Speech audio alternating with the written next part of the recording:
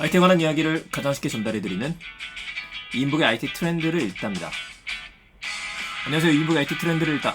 일상 속 IT 이야기 드리는 시간입니다. 화요일이 됐죠? 비가 오락가락하고 있습니다. 어제 같은 경우에는 비가 좀 중간에 많이 쏟아지다 보니까 당황하셨던 분들 많으셨을 것 같은데요. 이런 날씨에는 항상 작은 우산 정도는 챙겨 다니시는 게 좋겠죠. 유비무환이란 말도 있잖아요. 자, 오늘 첫 번째 이야기 바로 들어가겠습니다. 디즈니 플러스가 11월 오픈이 예상된다라는 기사가 나왔습니다. 사실 올해 초부터 나온다 하다가 안 나오고 있는 3대 서비스가 있었었는데 작년부터였었군요. 그 중에 하나가 스포티파이였었고 두 번째가 애플의 애플페이, 그리고 마지막으로 디즈니 플러스였었습니다. 이 중에 디즈니 플러스가 제일 먼저 서비스를 할 것 같다라는 이야기가 나왔었는데 벌써 2년째 나오지 않고 있죠. 그래도 천천히 진척 중이었었던 게 LG U 플러스를 파트너로 선택했다는 이야기가 있었고요. 게다가 제가 지난번에 소개드렸었죠. 디즈니 플러스에 있는 컨텐츠들이 조금씩 한글 자막이 적용되어 있습니다. 특히나 어벤져스 시리즈 같은 경우에는 다 한글 자막이 달렸다고 해도 과언이 아니에요. 최근에 나온 드라마를 빼고 말이죠. 그래서 저는 5월달에 나올 수 있을 줄 알았었는데 연기가 됐죠.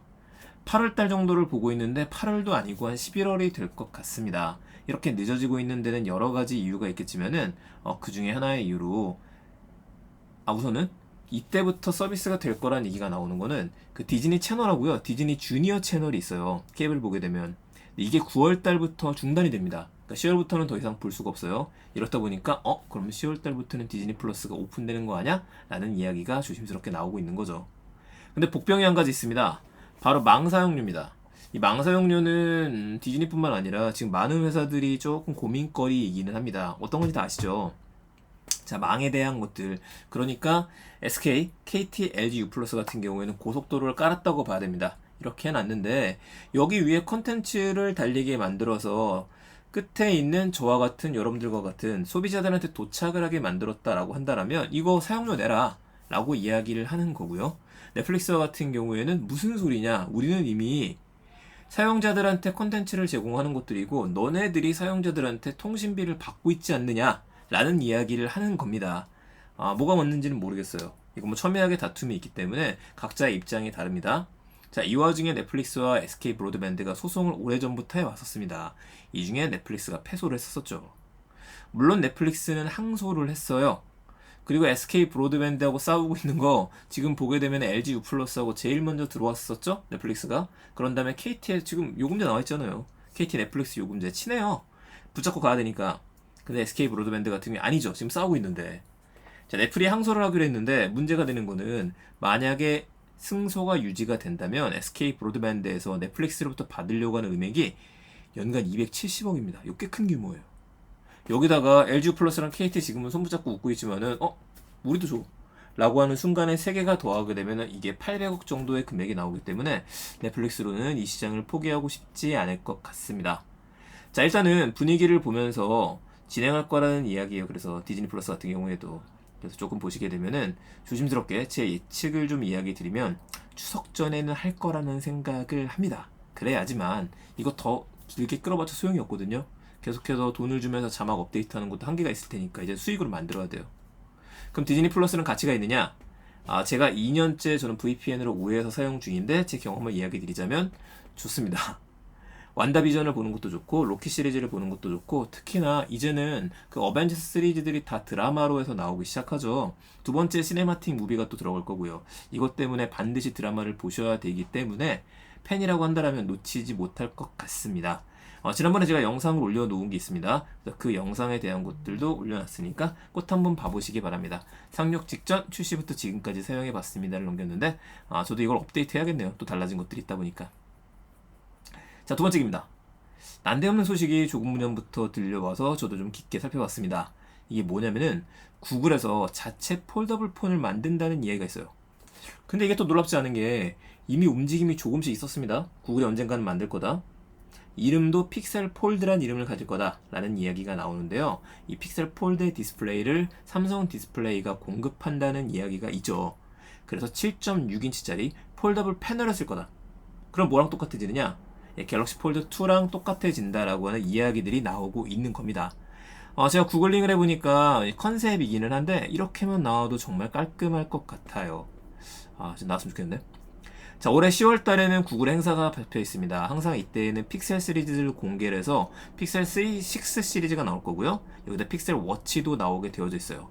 여기다가 하나 더해서 픽셀 폴드가 나오는 거 아니냐라는 이야기가 있는 거죠. 아직은 소문이지만 이게 또 소문이 아닐 것 같아요.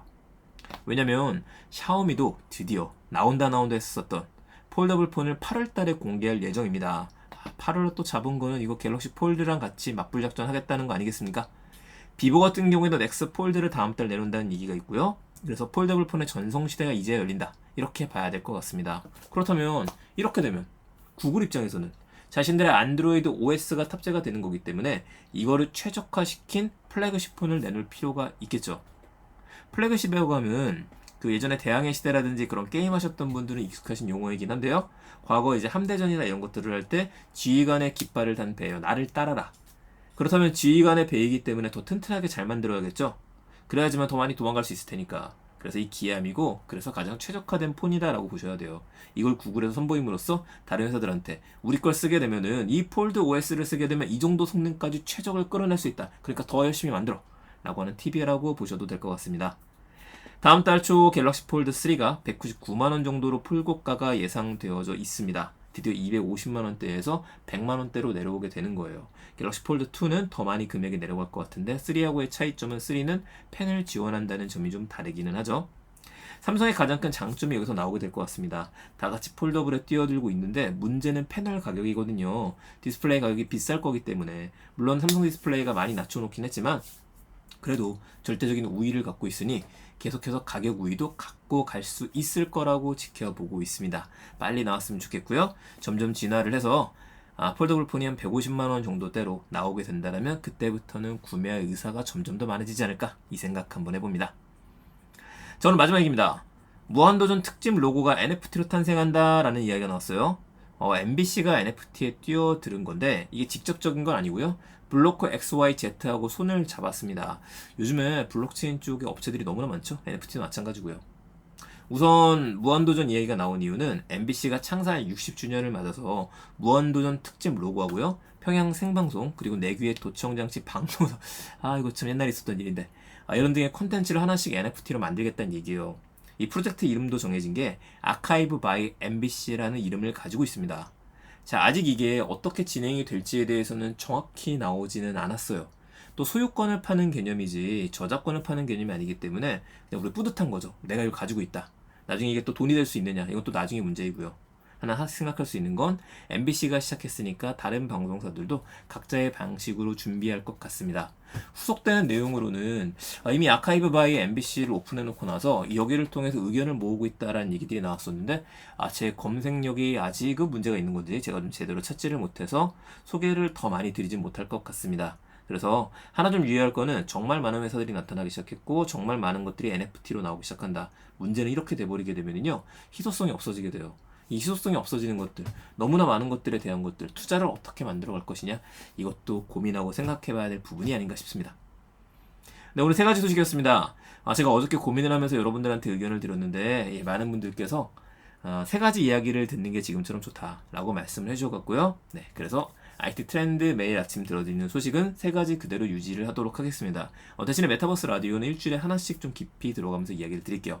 의견 주셔서 감사드리고요. 오늘 무한도전 특집 로고 NFT로 만들어진다는 얘기, 구글 폴더블 폰 픽셀에 대한 이야기, 마지막으로 디즈니 플러스 올해 들어올 것 같다. 이 3가지 이야기 기억해 주시고요. 전 내일 또 재밌는 이야기를 가지고 찾아뵙겠습니다. 들어서 감사합니다. 출근길 IT 소식, 이인복의 IT 트렌드를 읽다였습니다.